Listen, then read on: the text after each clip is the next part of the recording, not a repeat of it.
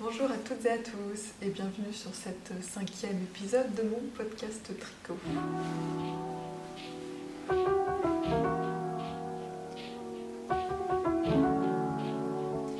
Alors pour me présenter pour celles et ceux qui arriveraient, moi c'est Léa, j'habite en Islande depuis un peu plus d'1 an et donc je suis expatriée à Reykjavik.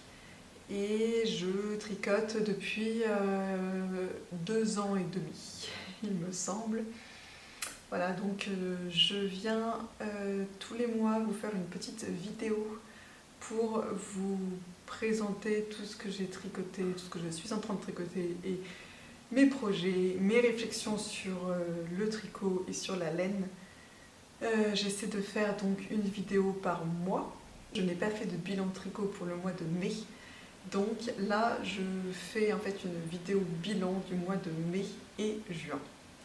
Je voulais déjà commencer par vous remercier de vos petits commentaires très enthousiastes par rapport à ma dernière vidéo, qui est une vidéo un peu particulière, enfin je veux dire un peu différente du format habituel de podcast, parce que c'était donc un vlog tricot, week-end, balade, découverte de l'Islande. Et voilà, j'ai bien aimé faire cette petite vidéo.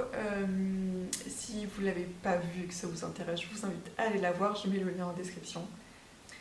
Du coup, c'est pas plus mal que je n'ai pas forcément fait de vidéo bilan du mois de mai et que j'ai regroupé mai et juin dans une seule vidéo parce que j'ai pas non plus énormément tricoté, donc j'ai pas énormément de choses à vous présenter. Si on commence par les ouvrages terminés, c'est le premier et également donc ce que je porte. Cette petite écharpe, vous l'aurez probablement reconnue, et j'en ai aussi parlé dans ma vidéo du vlog tricot. C'est donc la Sophie Scarf de Petite Knit que j'ai tricoté, donc je vais vous l'enlever, que j'ai tricoté dans une laine inconnue, car j'ai trouvé en magasin de seconde main. Comme j'en parle dans pas mal de mes vidéos, je suis pas mal achetée en seconde main. Et il y a beaucoup de choix de laine de seconde main en Islande, donc ça c'est très chouette. Le problème c'est que la plupart du temps, elles n'ont pas d'étiquette. C'est des pelotes genre à moitié entamées et qui n'ont pas d'étiquette. Quoi qu'il en soit, j'ai fait le test du briquet, c'est bien de la laine, elle me pique pas, donc je pense que s'il y a bien moyen que ce soit du mérinos. Donc, la Sophie Scarf. Il y a eu une grosse tendance sur cette écharpe et moi j'avais pas forcément... J'aime pas en fait suivre un peu les tendances et faire comme tout le monde. Et surtout, la plupart du temps, quand il y a une grosse tendance, en fait j'aime pas, j'adhère pas du tout. Et je commence à adhérer au truc quand la tendance est vraiment sur la fin, donc c'est vraiment très drôle. Avec la Sophie Scarf, je voyais pas trop l'intérêt et j'avais pas envie de faire comme tout le monde à m'en tricoter une. Et un jour, je ne sais pas pourquoi, je ne sais pas ce qui m'a pris, mais j'en ai vu plusieurs sur Instagram et je sais pas, j'ai eu un déclic dans ma tête, genre ah mais en fait si, j'en veux carrément une, je trouve ça trop bien. Et j'ai donc jeté mon dévolu sur cette laine là qui n'est habituellement pas ma couleur du tout. Hein, ce vert un peu pétard, enfin moi j'aime pas du tout les couleurs fluo, flashy. J'adore le vert, hein, franchement c'est une de mes couleurs préférées, toutes les teintes de vert. Mais habituellement je suis quand même plus sur du vert forêt, du vert foncé, du vert mousse, vert kaki. Et là, franchement, c'est pas du tout mes couleurs. Je sais pas pourquoi je me suis dit que j'allais tenter quand même, et au final, mais j'adore. Je trouve que ça égaye complètement une tenue, ça fait une petite touche de couleur, mais sans être, genre par exemple un pull de cette couleur-là, je pourrais jamais, ce serait beaucoup trop voyant et flashy, mais là juste une petite touche de couleur, ça égaye une tenue, ça fait très printanier, j'adore. Et du coup, en plus, ce qui est très marrant, c'est que, en fait, en Islande, il y a des endroits où il y a de la mousse qui a littéralement cette couleur-là. Et là, franchement, c'est pas du tout mes couleurs. Je sais pas pourquoi je me suis dit que j'allais tenter quand même, et au final, mais j'adore. vraiment genre du vert fluo, c'est incroyable. Quand elle est sur de la roche noire, de la roche foncée, c'est juste magnifique.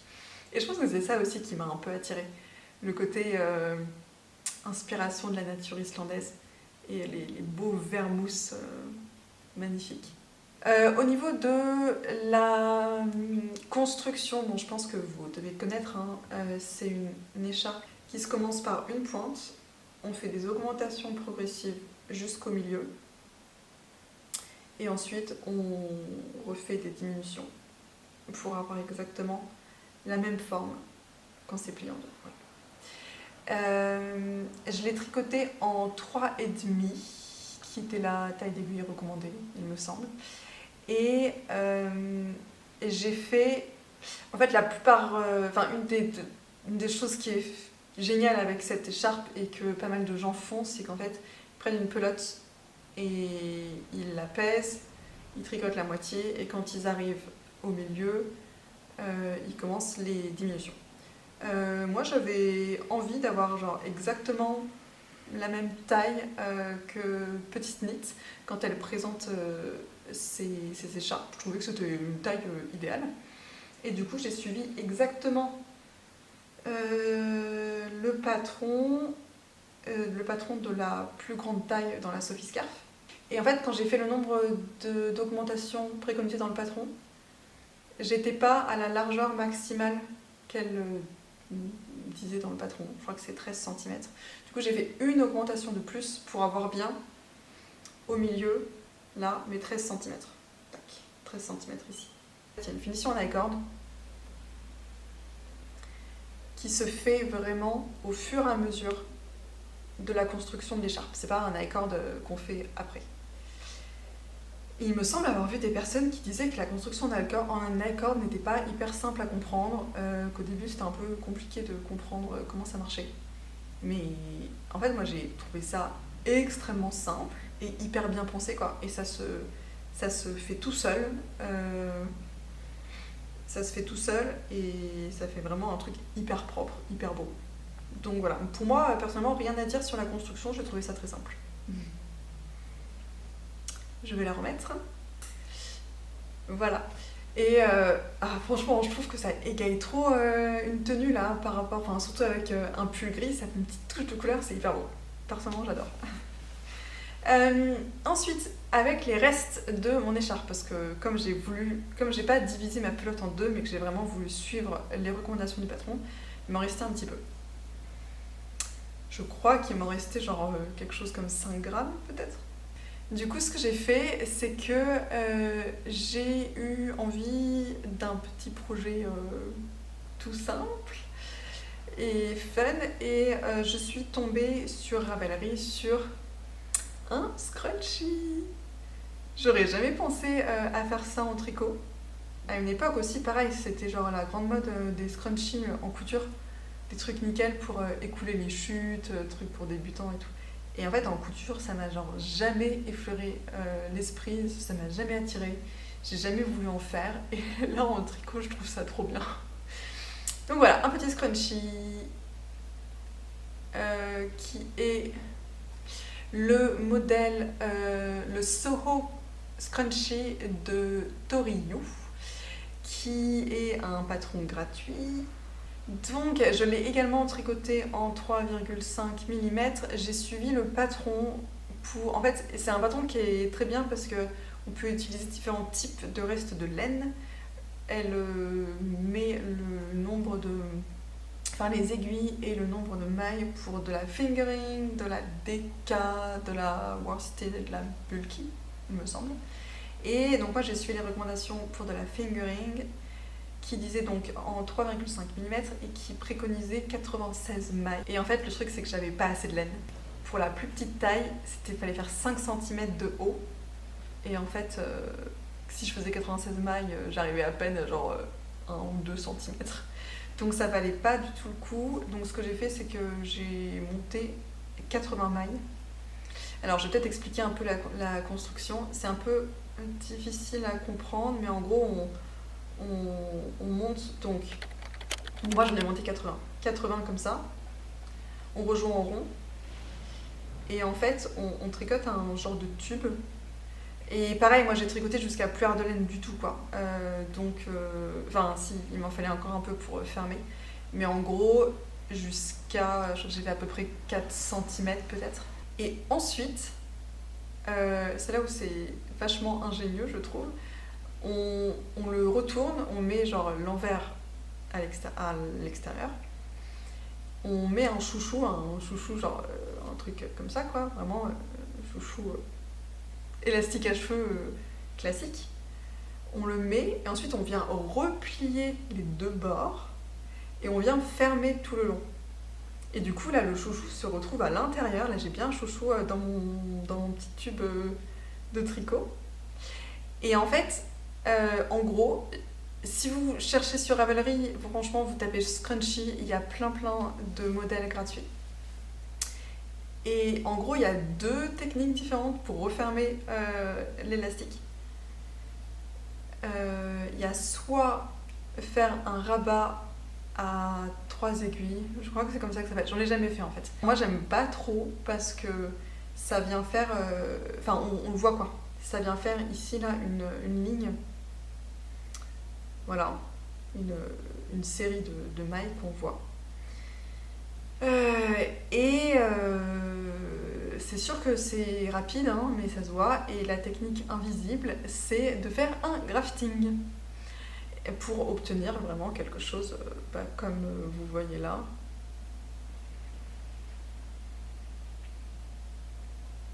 Parfaitement invisible. On voit pas du tout l'endroit où ça a été refermé, quoi. Mais autant vous dire qu'un grafting avec 80 mailles, c'est l'enfer. Vraiment, c'est l'horreur. Moi, pour l'instant, j'ai fait des graftings juste à l'extrémité des chaussettes. Enfin, je pense que la plupart des gens, c'est l'endroit normal pour faire un grafting. Mais là, 80 mailles, enfin, c'était l'horreur. En fait, au début, quand j'ai commencé à tricoter ça, je me disais, ah, mais c'est génial, franchement, c'est un truc hyper rapide à faire et tout. Oui, je pense que le tube, on le fait en moins d'1 heure, hein, ça va. Mais le grafting, par contre, genre, j'ai l'impression que ça m'a pris 3 heures. Voilà, donc si vous voulez la manière simple, vous vous embêtez pas trop, en fait, le rabat à 3 aiguilles. Si vous voulez un truc impeccable, faites un grafting. Voilà, donc très fun, là aussi une petite touche de couleur, j'adore. Ensuite, on continue avec mes objets terminés. Ça va être très rapide, hein. C'est mes chaussettes dont je vous avais parlé dans ma vidéo précédente. Où de mémoire, il me restait vraiment pas grand chose à faire. Genre vraiment pas grand chose du tout. Je sais plus trop où j'en étais, mais voilà. J'ai un peu hésité à vous en parler là, genre, oh, est-ce que je vous en parle ou pas? Franchement, c'était déjà quasiment terminé dans mon autre vidéo. On va dire que c'est plus le petit geste symbolique de les montrer dans le podcast pour dire qu'elles sont vraiment finies. Et en gros, c'est juste des chaussettes à la vanille que j'ai tricotées grâce au patron gratuit de chaussettes à la vanille de Mademoiselle Petroni. Et que j'ai tricoté en 64 mailles en aiguille 2,25 et avec un coloris de la laine de Drops, la Fabelle de Drops, un coloris ce que j'appelle Octo Jacquard qui est le coloris 904 lavande. Voilà, des côtes semi-torse. Là, un talon à gousset. C'est des chaussettes que je commence de la pointe vers la cheville et donc du coup je fais un rabat au niveau des côtes pour terminer et c'est toujours la question de quel rabat faire pour que ce soit extensible. En gros, j'en ai testé plusieurs et là, je crois que j'avais fait un rabat à l'aiguille et en fait, genre des personnes qui disaient que le rabat à l'aiguille c'était vraiment le mieux parce que il faut que ce soit extensible, mais il faut aussi que ça se remette en place et que ça fasse pas un peu chou-fleur. Et quelqu'un disait que, justement, elle trouvait que le rabattage à l'aiguille, c'était le mieux, celui qui se remettait le plus en place, à la fois très extensible et à la fois qui ne fait pas chou-fleur. Bah, en fait, moi, je suis désolée, mais je trouve que ça fait vachement chou-fleur, quoi.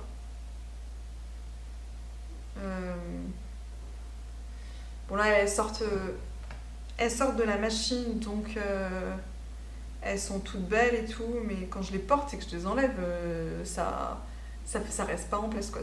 Ça revient pas, voilà.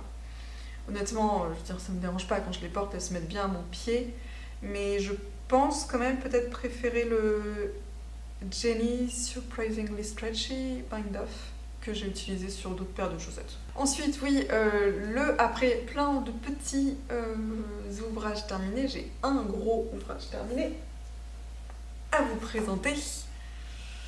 Pareil, si vous avez vu ma vidéo précédente du vlog tricot, j'en parle. J'en parle également dans mes 2 derniers podcasts. Mais bon, je vais quand même faire un récap parce que là je l'ai terminé, donc je vais faire un petit bilan de ça. Donc, c'est mon sweater number 9 de My Favorite Things Knitwear que j'ai terminé il y a pas longtemps, là il y a genre 15 jours, et que j'adore. J'adore. Donc, ce pull, récap, c'est un patron payant. Un patron qui est pas mal adapté pour les débutants. Je l'ai tricoté en laine Gilliatt de Dererum Natura, qui est une laine d'épaisseur worsted, avec de la brush Talpaga Silk de Drops.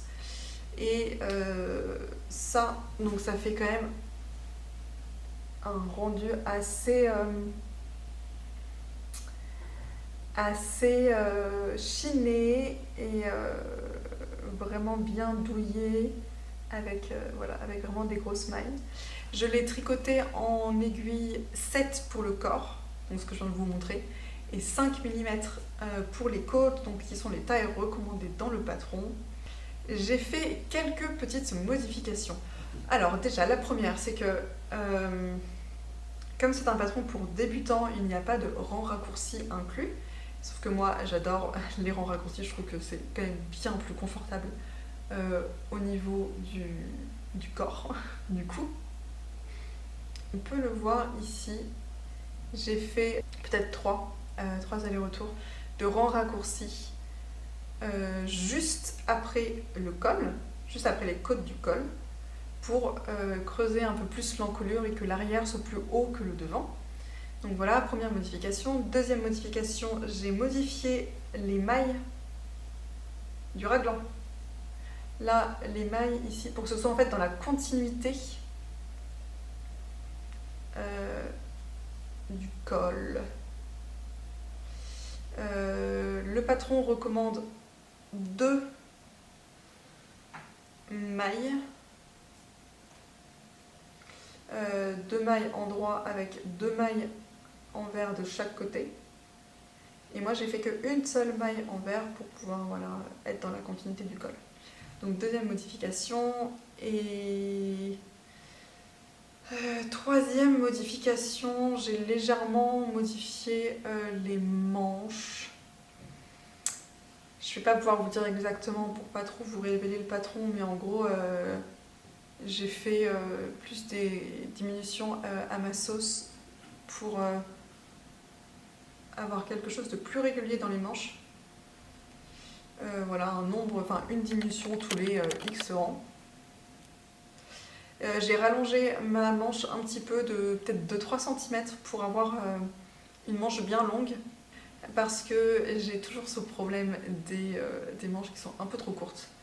Et ça m'est arrivé sur plusieurs de mes pulls, et en fait, surtout là avec un gros pull, avec le col montant, j'avais vraiment envie d'avoir cette impression là des manches bien longues, et même, en fait elle m'arrive un peu au milieu de la main, mais justement c'était ce que je voulais. Donc je les ai un peu rallongées. Ah oui, et aussi autre modification, à la fin des manches, normalement, on fait notre dernière diminution, et ensuite on a un rang, on rajoute plusieurs diminutions, je ne sais plus combien, pour resserrer un peu la manche et que ça fasse presque un léger effet ballon. Et en fait, j'avais pas envie de ce style-là avec ce pull, donc j'ai zappé le rang de diminution. Ici, j'ai fait mes diminutions classiques, là, tout le long de la manche, voilà, comme on voit là. Et arrivé au moment des côtes, j'ai fait directement les côtes. Voilà, voilà, voilà. Autre modification, j'ai au niveau du bas, j'ai fait des côtes fendues. C'est-à-dire que j'ai séparé le devant et le derrière pour avoir un petit look un peu plus moderne sur le pull. Là aussi. Et ce que j'ai fait de chaque côté des côtes là, pour avoir quelque chose d'assez net. On va pas, je sais pas forcément si on va bien voir en vidéo, mais en gros, j'ai fait ma première maille là, c'était une maille glissée. En gros là, les côtes c'est des côtes de maille endroit, une maille envers. Et bien, j'ai fait au début, j'avais 3 mailles pour en faire une glissée, puis 2 mailles endroit, une maille envers, 2 mailles endroit, une maille envers, etc. Voilà, et ensuite pour le rabattage, en fait comme c'est des côtes 2-1, je ne pouvais pas faire de rabattage à l'aiguille pour faire quelque chose de propre et d'extensible. Donc ce que j'ai fait, c'est que j'ai testé une nouvelle méthode de rabattage. J'ai trouvé une méthode, vous pouvez retrouver, je vous mets le lien là en bas, sur le site de Alice Hammer, qui est donc une designeuse de tricot française, si vous ne la connaissez pas. Et elle a fait une page avec toutes ses méthodes de tricot préférées, quoi, genre ses méthodes préférées pour le rabattage, pour le montage des mailles, etc. Et il y a une méthode qu'elle a appelée le rabattage élastique pour côtes, qui est adaptable à tous les types de côtes, en fait, que ce soit des côtes 1-1, 2-2, 2-1, voilà. Et en fait, c'est une technique qui se fait avec les aiguilles, enfin les 2 aiguilles de tricot. Normalement, il n'y a pas besoin d'aiguilles à tricoter en plus, il n'y a pas besoin de faire un rabattage avec une aiguille à coudre.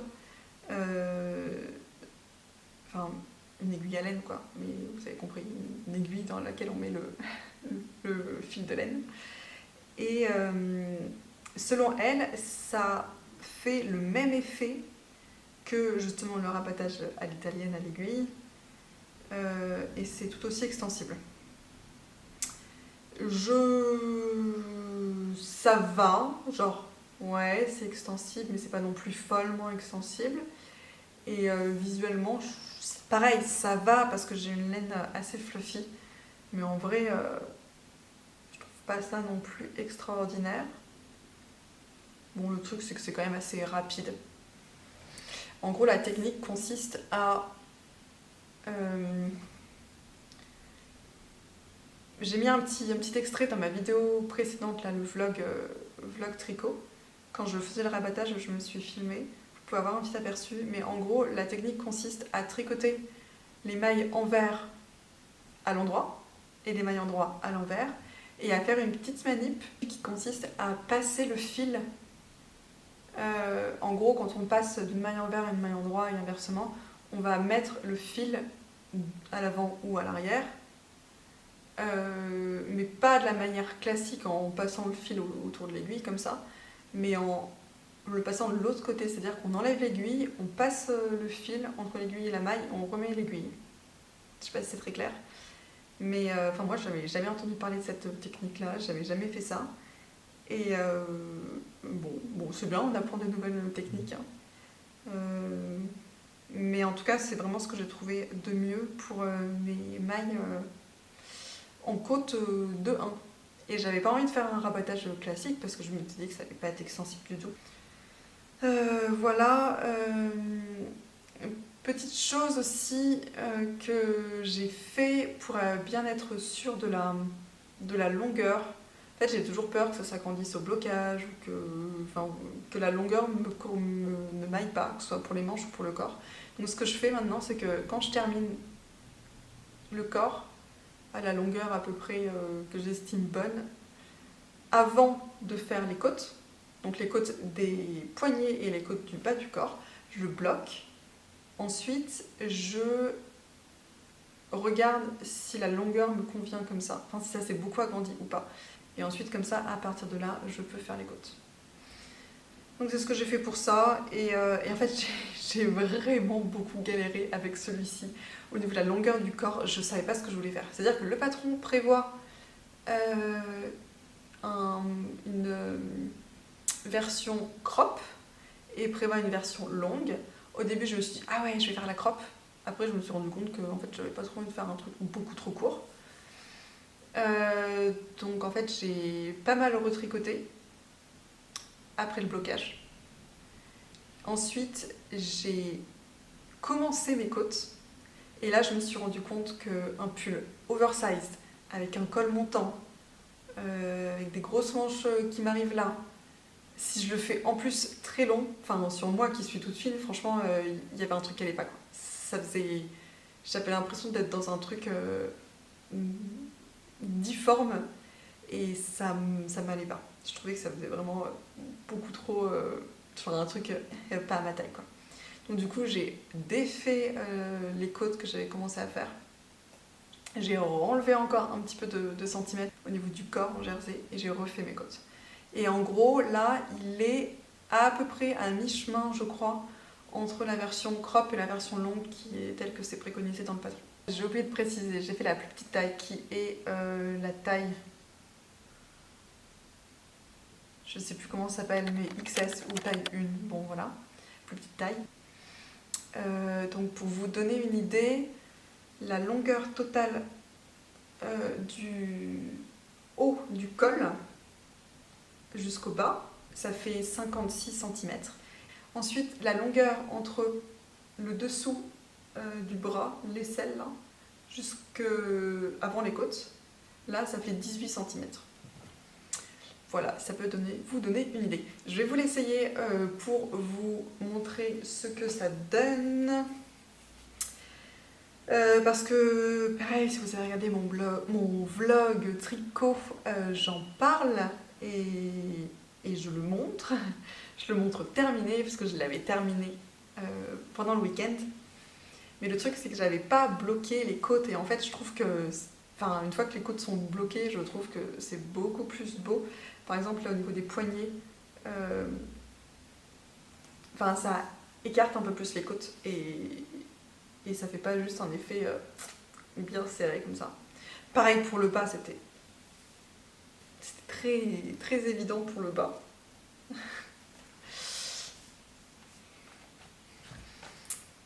Voilà, hyper beau, franchement j'adore.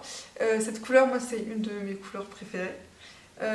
Donc oui, j'ai terminé ce pull avec un col montant en laine bien épaisse en juin. Oui, je sais qu'en France, si vous regardez ça, vous devez crever de chaud rien qu'à me voir essayer ça. Mais je vous promets que pour l'Islande, c'est nickel.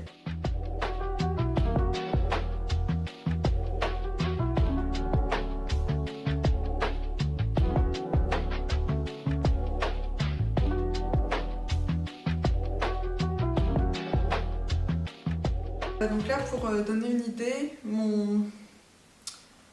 j'ai un jean taille haute. Mon nombril est juste là. Voilà, et le truc m'arrive là, donc mon nombril est là.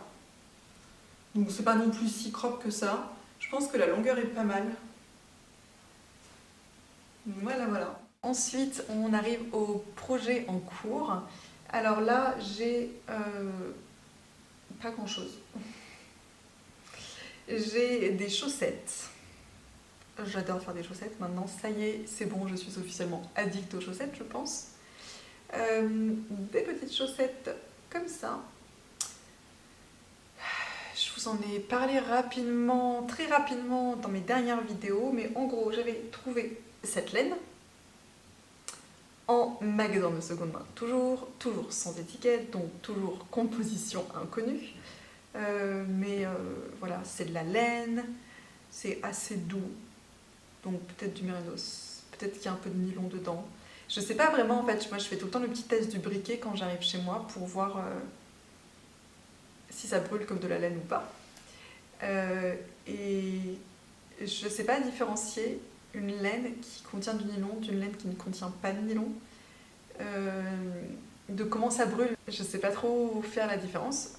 Mais en tout cas, je vous avais dit dans mon dernier podcast que comme je voulais me faire des chaussettes avec, parce que concrètement ça fait des chaussettes autorayantes, mais dans un autre projet je pense que ça l'aurait pas trop fait quoi. En bonnet éventuellement peut-être. Bref, je voulais faire des chaussettes avec ça. Et du coup, ne sachant pas s'il y avait du nylon dedans ou pas, et si c'était du mérinos, comme j'en ai dit dans ma vidéo précédente, le mérinos c'est pas vraiment adapté pour faire des chaussettes. Et ça s'abîme plus vite que certaines autres races de moutons qui sont plus résistantes, parce qu'elles ont des fibres plus longues et plus épaisses. Ne sachant pas vraiment qu'est-ce que c'était, par précaution, j'ai utilisé du coup des aiguilles très fines pour avoir vraiment un rendu très très serré, parce que au plus le tricot est serré, au plus il est résistant, et donc sera résistant au frottement, donc pour les chaussettes, très important. Donc j'ai acheté des petites chaussettes, des n'importe quoi. J'ai acheté du coup des aiguilles de 2 mm. Voilà, tout petit. Pareil que j'ai acheté en magasin de seconde main à genre 1,50 € je crois. Donc ça, on adore. Et voilà, donc j'ai fait ça. Et j'ai fait des chaussettes. Donc j'en ai quasiment terminé une et là je suis en train d'avancer sur la deuxième. Du coup, j'ai fait des côtes 3-1, comme vous pouvez le voir, parce que j'aime beaucoup l'aspect un peu texturé, mais quand même très simple. Ça fait un peu, je trouve, chaussettes du commerce. Les côtes comme ça, 3-1. J'aime vraiment beaucoup, ça faisait longtemps que je voulais m'en faire. Je trouve que ça change un peu des simples chaussettes à la vanille. Et donc j'ai commencé par la pointe pour monter vers la cheville. Et donc côte 3 sur le dessus, jersey classique sur le dessous du pied. Ensuite j'ai fait un talon en rang raccourci. Et ensuite sur la tige, j'ai fait des côtes 3 tout le long. Alors, j'ai pas mal hésité parce qu'en fait, au début, je savais pas trop quel talon faire. C'était la première fois, on va dire, que je tricotais avec des laines vraiment autorayantes. J'ai déjà tricoté avec les Fabel de Drops qui sont plus là, de l'auto-jacquard, moi j'appelle ça comme ça. Mais vraiment autorayante, c'était la première fois. Et c'est vrai que beaucoup de personnes disent que les laines autorayantes, en fait, on peut pas vraiment faire de talons à gousset avec, parce que ça, comme on fait des augmentations dans le gousset, on augmente le nombre de mailles, donc en fait les rayures vont paraître plus fines. Donc la seule façon de ne pas casser le rythme des rayures, c'est de faire un talon à rang raccourci. Donc ouais, je me suis lancée là-dedans, même si j'aime pas trop le talon à rang raccourci. Je trouve que c'est les talons à gousset qui sont les plus confortables. Mais en fait, comme il y a des côtes, l'intérêt des côtes, d'ailleurs vous voyez la forme de ma chaussette, c'est quand même très très drôle, n'est-ce pas? On dirait que c'est pour un humain très étrange, avec des pieds tout fins et très longs. Mais en fait, c'est les côtes qui font ça, hein. Et là, en fait, elles s'agrandissent vachement. Et c'est ça qui est bien aussi avec les côtes, c'est que ça vient vraiment épouser la forme du pied. Et même si j'aime pas trop habituellement les talons en rang raccourci, je me suis dit que ça pouvait être pas mal de les tester avec des côtes pour justement, là, à l'endroit du bout de pied, ici, ce sera plus étiré, mais voilà, il y a peut-être un peu moins aux autres endroits du pied, mais que ça sera quand même confortable. Après, en fait, j'ai réalisé que ma laine autorayante, en fait, c'est pas des rayures bien régulières de la même taille à chaque fois. C'est volontairement un aspect, on le voit bien avec l'autre, hein, c'est exactement les mêmes répétitions de rayures, hein, je pense que c'est complètement voulu. c'est très drôle, en plus je vois, en fait cette chaussette là je l'ai bloquée et celle-là je l'ai pas bloquée. Et du coup, la différence de taille, c'est incroyable. Putain, c'est vraiment très très drôle, on croirait que... ça accentue encore plus ce truc de non mais pour qui veux-tu faire une chaussette comme ça? Et j'ai des pieds bizarres, hein. C'est fou, je pense que ça a bien pris 1 centimètre grâce au blocage. Ah ouais. Ah, très drôle. Bref, je voulais juste souligner le fait que les rayures là, c'est rayures irrégulières, mais c'est complètement voulu, je pense. Et du coup, comme on a déjà des rayures complètement irrégulières, hein, on voit bien que là on a du bordeaux, là les bordeaux sont très très fines, là les bordeaux sont très très grandes. En fait, si j'avais fait un talon à gousset, et ben ça aurait déformé la taille des rayures, mais ça aurait pas été choquant vu que de base elles sont pas régulières quoi. Donc j'aurais pu quand même faire un talon à gousset. Mais c'est pas grave, j'ai fait ça, ça me va. Pour l'instant elles me vont, hein, ça m'a l'air très confortable. En fait la première fois que je les ai testées, que je les ai essayées, je les avais pas encore bloquées. Et mon dieu, ça faisait vraiment un effet de chaussettes genre beaucoup trop petites quoi. Ça me serrait trop le pied. Mais là, c'est parfaitement adapté, je trouve. C'est parfait pour la forme de mon pied. Et jamais évident, hein, les chaussettes à montrer en vidéo. Voilà. Et du coup, ce que j'ai fait, donc je vous ai dit que je les ai tricotées en 2 mm. Ce que j'ai fait, c'est que j'ai quand même la pointe et le talon avec des restes de Fabel, de Drops, qui contiennent du nylon pour quand même assurer une meilleure solidité à ce niveau-là. Et donc pareil, 2 mm pour la pointe. Pour le talon, en fait, ce que j'ai fait, c'est qu'au début, je l'avais fait en 2 mm. Et je sais pas, il était beaucoup trop serré, mais je l'avais pas encore bloqué non plus. Et quand j'ai essayé ma chaussette, mais c'était juste beaucoup trop petit, et pour rajouter de l'ampleur justement pour le talon et le rendre plus confortable, en fait j'ai tricoté le talon en 2,25 au lieu de 2 mm. Comme c'est de la laine qui contient du nylon, je me dis bon, je peux me permettre d'augmenter un peu. C'est pas comme si je le tricotais en 3 non plus. et ça va me faire forcément des rangs un peu plus grands et me donner un peu plus d'ampleur. Voilà, je ne sais pas si c'était très judicieux, si ça va vraiment changer tant que ça, mais là pour l'instant je trouve ça très confortable. Voilà. Je vérifie si j'ai rien oublié d'autre à dire sur ces chaussettes-là, mais bon, je pense que...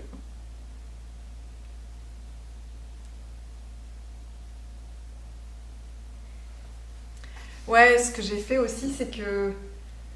En fait, sur mes 2 chaussettes, j'ai fait des techniques différentes pour les rangs raccourcis.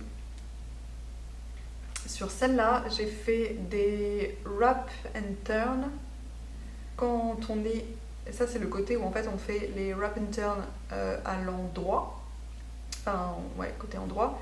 Et ça, quand on les fait à l'envers, et je trouve qu'ils sont plus beaux à l'envers qu'à l'endroit.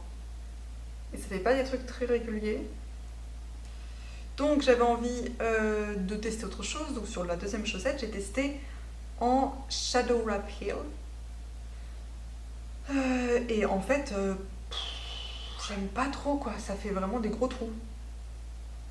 Là, ça fait plus régulier, mais ça fait toute une série de gros trous, qu'on soit sur les côtés endroit ou côté envers. Voilà. Donc pas hyper fan, et je sais qu'en même temps, enfin ça me dérange pas trop quoi, c'est sur le talon. Je sais plus trop à quoi ça ressemble quand on fait des talons avec des rangs raccourcis à l'allemande, mais je crois que c'est pas non plus exceptionnel. Donc voilà, il faudrait que j'essaie un jour le Fish Lips Kiss Heel, qui est un patron que beaucoup de gens apprécie énormément parce que justement ça fait pas ces petits trous, ça fait un aspect un peu plus joli. Mais c'est un patron payant, je crois qu'il est peut-être à 1 ou 2 euros, donc ça va, je pourrais me permettre de l'acheter un jour pour tester ça. N'hésitez pas à me dire, vous, votre technique préférée pour les talons en rang raccourci. Qu'est-ce que vous préférez? Voilà, donc c'est tout pour mes projets en cours, sachant que j'ai bientôt fini ma chaussette. Donc j'ai énormément envie de tricoter en ce moment et de monter plein de projets. Donc j'ai plein d'idées de projets en ce moment. Je vais vous présenter un peu tout ça. Donc dans un premier temps, j'ai envie de me faire le pull 13KO de Long avec Anna, donc pull très connu, patron gratuit qui se fait soit avec un seul fil de DK, soit avec un fil de fingering tenu en double avec du mohair et soie. J'avais très envie de faire ce pull en version un peu crop pour pouvoir porter, notamment, enfin que ce soit portable tout le temps, mais en fait j'ai surtout une idée en tête, c'est que j'ai une jupe longue, enfin midi, que j'aime beaucoup mais que j'arrive pas à savoir comment porter, et la plupart du temps je mets juste un haut noir, mais par exemple j'ai des collants noirs aussi en dessous, j'aime pas, enfin ça fait trop, bref. Et je trouvais que ce petit pull 13KO irait très très bien. J'ai eu vraiment un gros coup de cœur, là ça fait genre plusieurs mois que j'y pense, je veux absolument me tricoter un truc avec la Peer Gynt de Sandnes Garn en coloris tweedé. Donc c'est cette beauté. J'ai l'impression que vous ne voyez pas grand chose là, il y a trop de contraste. Voilà cette laine là que je trouve absolument magnifique. Oh, je suis trop contente. Je l'ai achetée aujourd'hui, je l'ai achetée ce matin même. Et en fait, elle est assez difficile à trouver en Islande. C'est-à-dire que... Et j'ai l'impression qu'il y a... Je crois qu'il n'y a que 2 chaînes de magasins qui sont revendeurs des Sandnes Garn. Et dans le premier où j'étais allée, en fait, il y avait toutes les laines de Sandnes Garn que vous voulez, absolument toutes, sauf la Peer Gynt. J'étais trop triste. Et là, ce matin, j'ai tenté du coup l'autre chaîne qui vend aussi de la Sandnes Garn. Et ils avaient le coloris que je voulais. Donc, c'est le coloris 25-12. Je crois que c'est le coloris peut-être amande ou quelque chose comme ça. C'est vraiment un intermédiaire entre un beige et un blanc cassé. Et alors, la raison pour laquelle je voulais celle-là, il y a plein de raisons. Déjà, donc, c'est un coloris qui n'est pas parfaitement uni. J'ai dû en parler un peu dans mes dernières vidéos, mais en fait, j'aime pas les gros aplats de couleurs, un truc parfaitement uni qui a aucune variation. Notamment, là, un de mes derniers pulls que j'ai fait en marron clair, j'ai pris la Népal de Drops, et en fait, ça m'a un peu déçue, je trouve que ça fait beaucoup trop laine industrielle. Et j'aime pas, et par exemple, là, le sweater number 9, il a vraiment cet aspect chiné grâce aux 2 laines. Mon pull islandais que j'ai fait avec de la laine islandaise, voilà, c'est vraiment la laine rustique, donc elle est pleine de variations de couleurs et ça lui donne une profondeur magnifique. Et je me rends compte que je préfère largement ça en fait. Je tends vraiment à aimer les laines avec une profondeur et des variations de couleurs. J'aime pas forcément trop, je pense, les laines variées. Vraiment les laines de teinturière avec plein de couleurs dans tous les sens.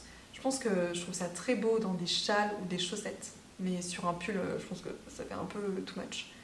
Mais en même temps, les coloris solides, j'aime pas trop. Du coup, je me rends compte que je pense que je vais plus tendre vers le semi-solide. Je crois que c'est ça, les termes un peu de teinture. Ou alors des laines à speckle, avec vraiment genre des touches de couleurs, mais pas des grosses variations énormes.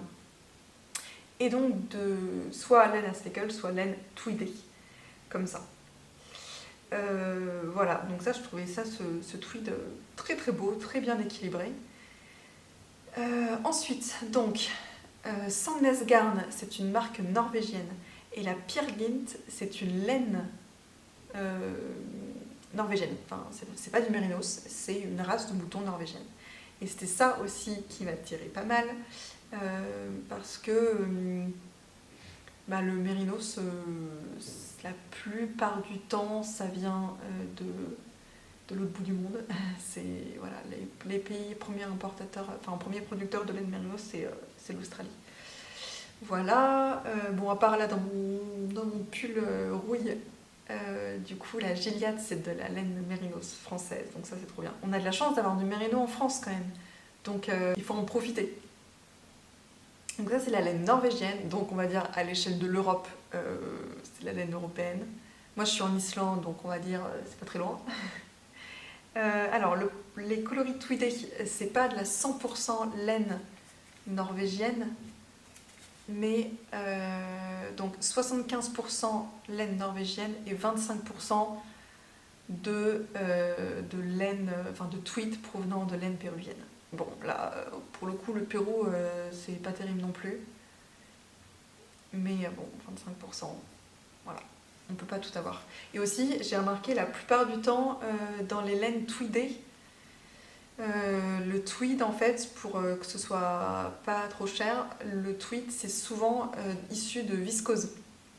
Et, et en fait, la viscose, moi, ça me plaît pas du tout, quoi, comme matière. C'est vraiment... c'est quelque chose que je refuse d'acheter neuf.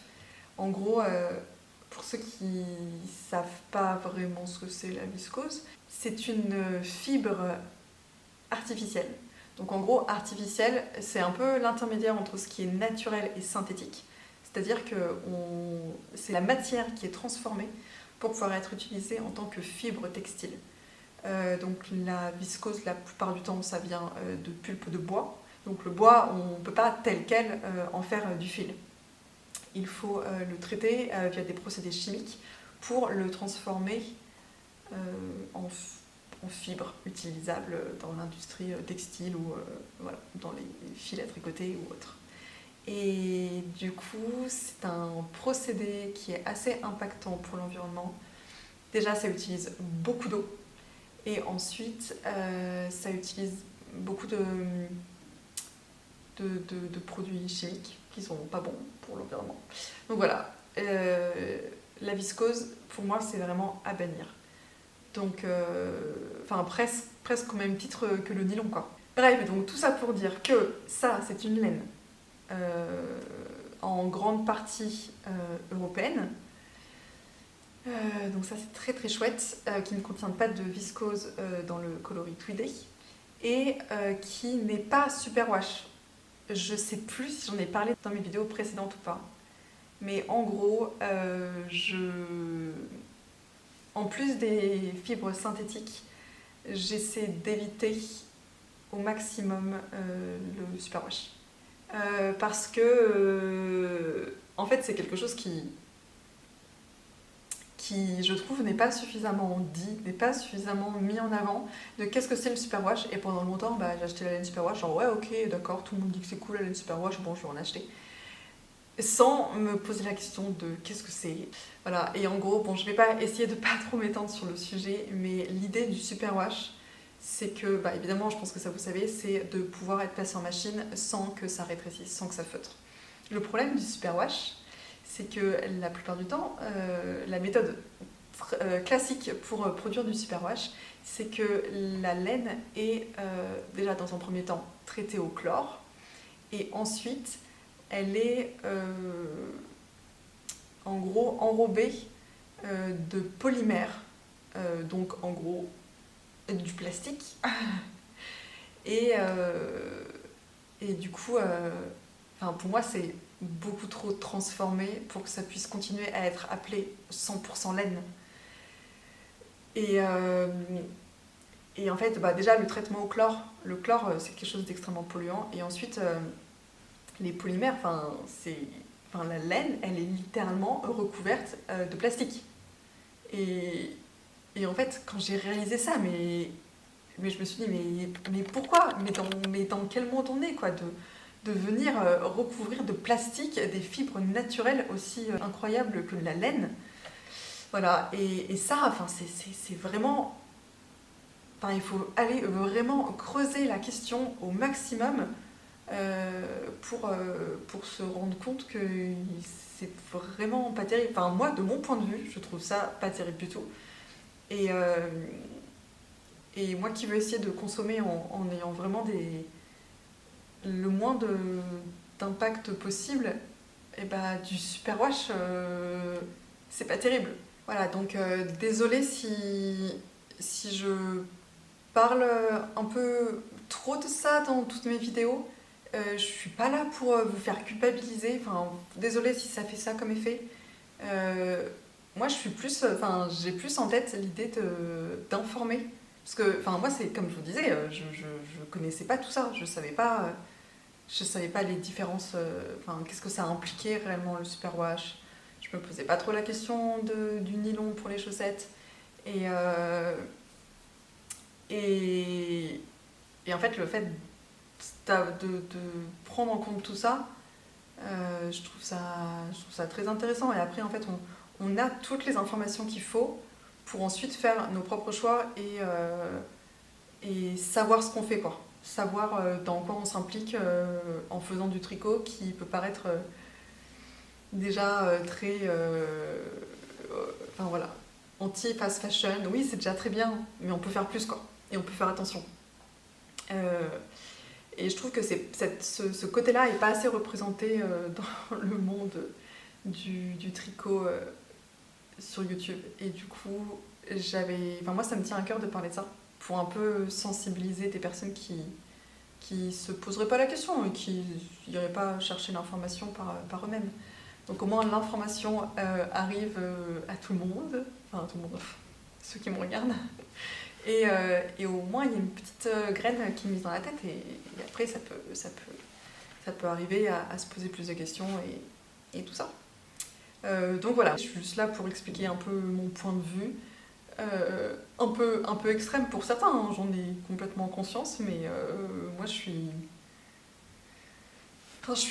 raccord avec mes convictions, quoi, en gros. Je suis pas parfaite du tout, hein, alors là, loin de là, mais j'essaie de faire au mieux. Voilà, donc tout ça pour dire que très contente d'avoir acheté cette laine qui coche presque toutes les cases, mis à part le fait que 25% vient du Pérou. Donc avec ça, je vais me faire un petit pull Trescao. Tout ça pour ça, j'ai vachement dévié. Hein. Donc, premier projet qui, à mon avis, je vais le commencer extrêmement rapidement. Ensuite, deuxième projet, toujours chez Dererum Natura.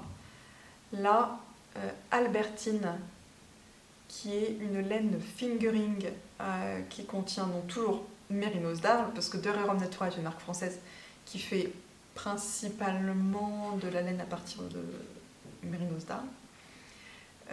Donc 90% laine mérinos et 10% soie. Voilà.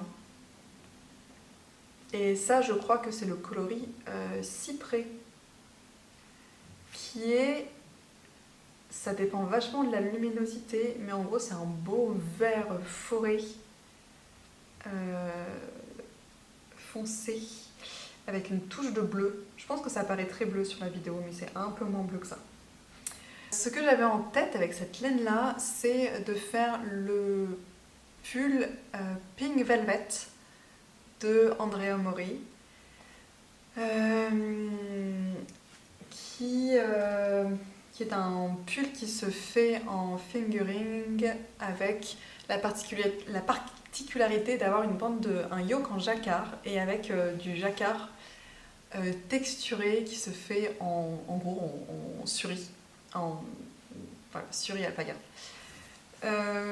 Voilà, donc ça c'est un patron que j'ai qui m'avait été offert, enfin que j'avais en gros gagné sur la chaîne YouTube Les Cousettes de Loup.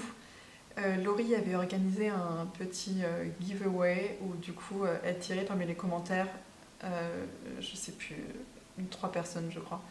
Et parmi les personnes tirées au sort, elles offraient un patron de leur wishlist sur Ravelry. Et du coup, j'avais été tirée au sort, j'étais trop contente et elle m'avait très gentiment offert ce patron qui était dans ma wishlist. Extrêmement contente. Et donc, j'ai le patron, j'ai la moitié des laines, il me manque l'autre moitié pour le commencer. Donc c'est pour ça que je ne l'ai toujours pas commencé. Et en fait, je galère pas mal sur quelle laine utiliser pour la partie texturée de jacquard. En fait, mon idée, c'est que... Donc, en fait, je n'ai jamais acheté de laine de teinturière. Ça peut paraître un peu bizarre. Je dis ça parce que la plupart des podcasteuses tricot que je regarde achètent quasi exclusivement des laines de teinturière. Moi, j'en ai jamais acheté. Bah, parce que déjà, ça coûte cher. La plupart du temps, il y a du nylon. La plupart du temps, c'est superwash. Et la plupart du temps, c'est des coloris très variés et qui, bah, comme je l'ai dit plus tôt, à chaque fois, genre, ça m'attire. Quand on voit en écheveau, je crois que c'est... Qu'est-ce que j'ai regardé dernièrement en podcast qui parlait de ça, podcast My, je crois, qui disait en écheveau, c'est toujours magnifique. C'est toujours très très beau, mais en fait, une fois qu'on le tricote, bah, ça n'a pas forcément le rendu qu'on voulait. Ou voilà. Et moi, à chaque fois, j'ai toujours trop peur que en fait, je me fasse une idée de qu'est-ce que ça va rendre avec ce que je vois en écheveau, et en fait, ça rend pas du tout la même chose en vrai, quoi. J'ai très envie de tester les laines de teinturière avec du suri et avoir un truc genre très légèrement varié pour mettre dans le yoke. Et j'ai vu des exemples sur Ravelry, je pense que ça peut être vraiment très très beau. Mais en gros, j'aimerais avoir le yoke en coloris blanc, beige et avec des variations un peu plus, voilà, un peu plus du marron un peu plus foncé, des petites variations comme ça. Je pense que ça peut être très très sympa. Alors maintenant, la question c'est où trouver ça? Parce que déjà du suri, toutes les teinturières n'en font pas. J'ai essayé de regarder parmi les teinturières islandaises en me disant bah, je vais quand même, on est en Islande, je vais quand même essayer d'acheter local. Et je galère un peu, j'arrive pas à trouver vraiment la couleur que j'ai en tête. Pour l'instant, les seules choses que j'ai trouvées qui me tentent pas mal, qui correspondraient à ce que je veux, ce sont, alors j'ai mon ordi ici, je vais vous mettre des coloris là. J'ai trouvé ça chez une louve dans les bois, Silky Suri, donc 74% Baby Suri Alpaga et 26% soie de mûrier, 50 grammes 300 mètres. Le coloris latte qui est en fait exactement ce que je recherche, quoi. Un truc plutôt blanc, une base blanche avec des variations qui vont jusqu'au marron. Je pense que ça peut être absolument magnifique. Et ensuite j'en ai vu un autre qui me plaît pas mal, mais je sais pas, je me dis, j'ai peur que ce soit trop de variations et que ça me corresponde pas. C'est le coloris écume qui est sur une base blanche et qui a des coloris qui vont du marron, un peu genre marron glacé, jusqu'au vert menthe et avec un peu de jaune. Ça peut être carrément canon, hein. J'aime pas trop le fait qu'il y ait du jaune. J'aimais bien le fait qu'il y ait un peu de vert pour que ça puisse un peu rappeler ça, mais en beaucoup plus pâle. Voilà. Dites-moi ce que vous en pensez. Même si c'est pas trop varié, un petit peu varié dans un jacquard, qu'est-ce que vous en pensez? Est-ce que ça pourrait passer ou pas? et lequel vous pensez qui irait le mieux. Du coup, si vous avez des idées aussi de laine de teinturière, parce que comme je suis pas très familière avec les marques et tout ça, n'hésitez pas à me dire si vous connaissez un coloris comme ça, de Suri, qui pourrait correspondre à ce que je recherche. Donc ça, je pense que je vais le faire commander, parce qu'on a de la famille et des amis qui viennent cet été, je vais faire commander pour quand ils vont venir nous voir, si je trouve vraiment rien en Islande. Voilà, donc ça c'est autre projet que je vais probablement commencer cet automne, je pense. Ensuite, j'ai des grosses envies de t-shirts d'été, de petits t-shirts, de petits débardeurs.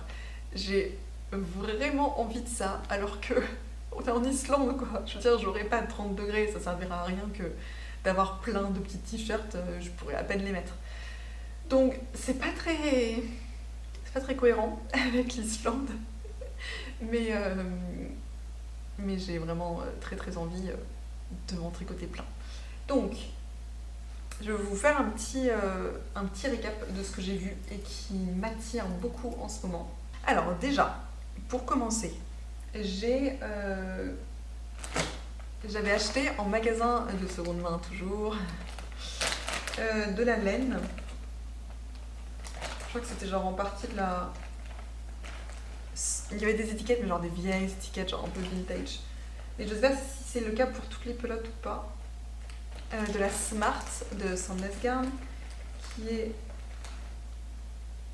un coloris, enfin qui est une laine DK. Et en gros, j'avais ces 3 coloris ensemble. Et je trouvais qu'ils allaient trop bien ensemble, je trouvais ça trop beau.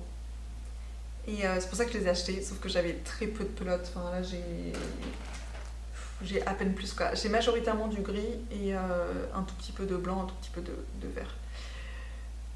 Et comme j'en ai vraiment très peu, je crois qu'au total, je dois avoir 100-150 grammes. En fait, pour ça, vu que j'ai vraiment très peu de laine, je pense que je vais me faire un débardeur avec. Donc, j'utilise beaucoup Ravelry, je mets énormément de choses dans mes favoris et j'ai des bundles. En gros, quand vous faites des favoris, vous pouvez les classer ensuite par catégorie. Donc moi, j'ai, pour l'instant, là, j'ai une catégorie, voilà, j'ai ma wishlist. Voilà, les patrons que je veux. J'ai un bundle chaussettes, un bundle haut d'été et un bundle pull sans manches. En gros, en ce moment, je cherche vachement des patrons gratuits parce que, bon, j'ai envie de tricoter plein de choses, mais le tricot, ça coûte cher. Donc là, j'ai un patron qui s'appelle le Hope Summer Top de Nerea Moreno. En fait, je crois qu'il est dispo qu'en une seule taille, donc c'est pas terrible, mais je pense que ça peut facilement s'adapter, quoi. C'est un petit débardeur tout simple. Donc je me dis que ça peut le faire avec ça, en coloris principal gris et ensuite avec des rayures blanches et vertes. Voilà, donc soit ça, soit j'aime bien en ce moment des petits tops un peu en couleur carrée. Je trouve que ça fait un peu plus rétro. J'aime bien aussi. Et en gros, là, j'en ai vu quelques-uns chez Drops. J'ai vu le Midsummer's Day, qui a un petit truc, un petit aspect texturé, mais en fait qu'on peut faire en jersey tout simple. Et le Spiced Breeze, qui a une forme très similaire. Voilà une idée que j'ai pour ces 3 pelotes, enfin pour ces 3 coloris là en quantité limitée. Ensuite, comme autre patron d'été qui me tente pas mal, alors là pour la suite j'ai que des patrons payants.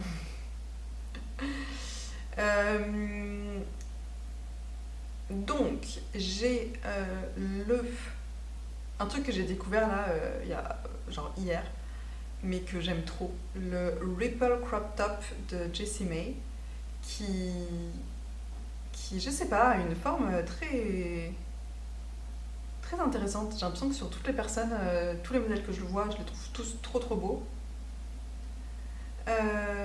Voilà, donc un modèle en côte qui se tricote fingering, voire light fingering ils disent.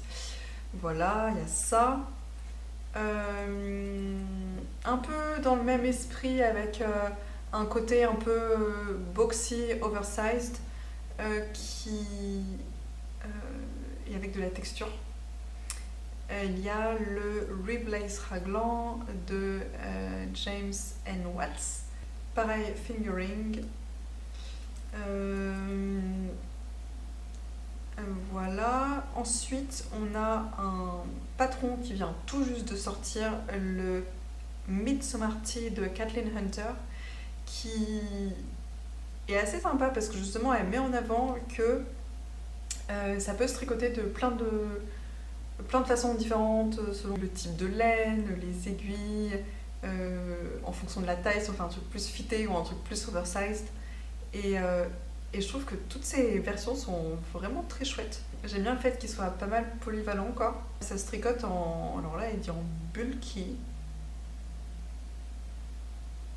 En bulky, mais il y a d'autres modèles où justement elle est à tricoter en laine plus fine. Et ça passe aussi.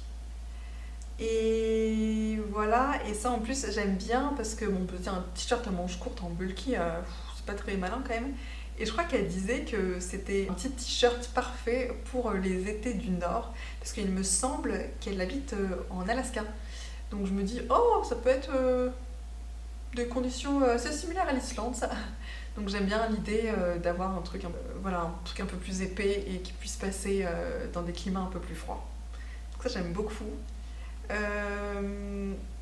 Dans la même idée du t-shirt un peu oversized, il y avait le Cropped Western Tee de Vitre Design, qui lui se tricote en DK. J'aime beaucoup aussi. Ensuite, dans des t-shirts un peu plus fins, genre à fine bretelle et tout, là, un gros coup de cœur, au tout début que j'ai commencé à tricoter, j'avais repéré ce modèle et je le trouve magnifique. En fait, je suis pas une grosse fan de dentelle, je trouve ça trop féminin, enfin ça me ressemble pas trop. Mais alors là, celui-ci est absolument magnifique. C'est le Lydia 2.0 de Courtney Little, qui lui se tricote en sport. Ensuite, pareil, de mes débuts, quand j'ai commencé à tricoter, j'avais repéré le camisole number 4 de My Favorite Things. Qui est un petit truc un peu... C'est pas vraiment de la dentelle, c'est des côtes, je crois que c'est des côtes brisées. C'est comme ça que ça s'appelle, je crois que c'est ça. Qui a un côté très léger, très beau, que j'adore aussi. Dans My Favorite Things, il y a aussi le camisole number 5, qui j'aime beaucoup ça, son style là d'encolure américaine. Ça m'a pas mal tapé dans l'œil ça, et j'arrive pas à savoir si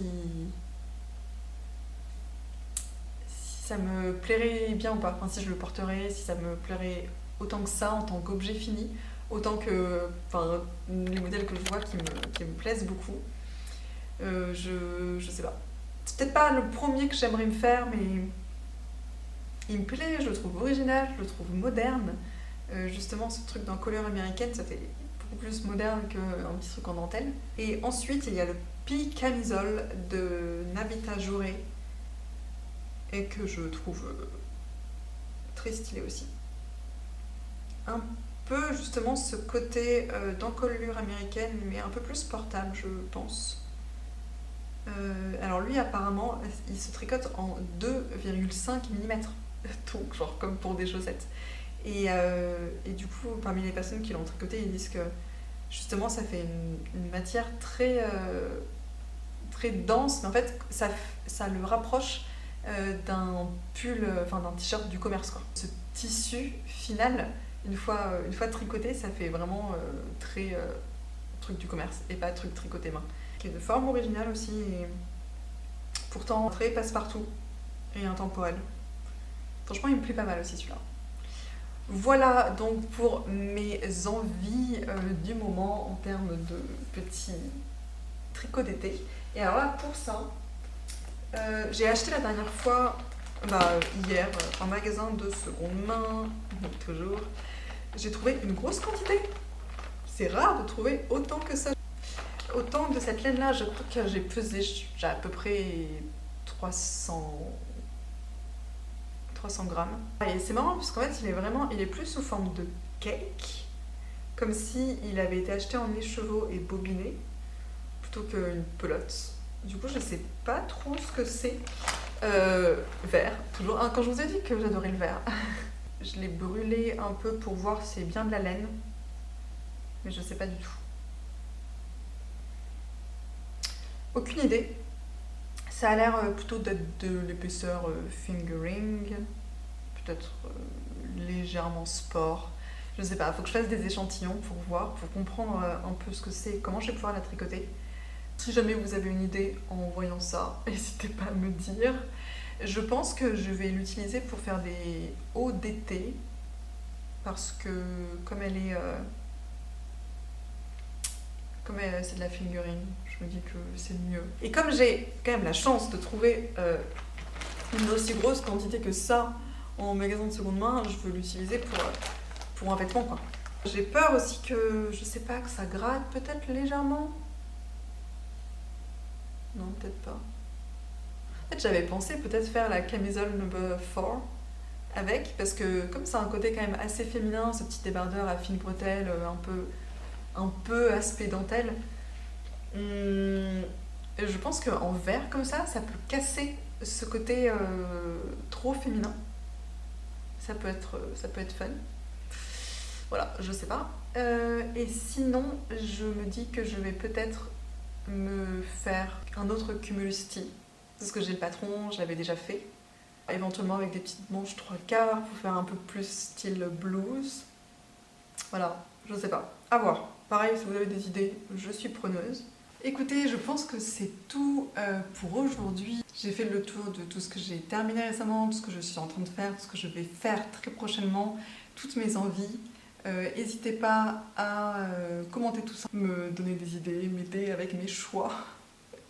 Et j'espère que cette vidéo de podcast classique vous aura plu.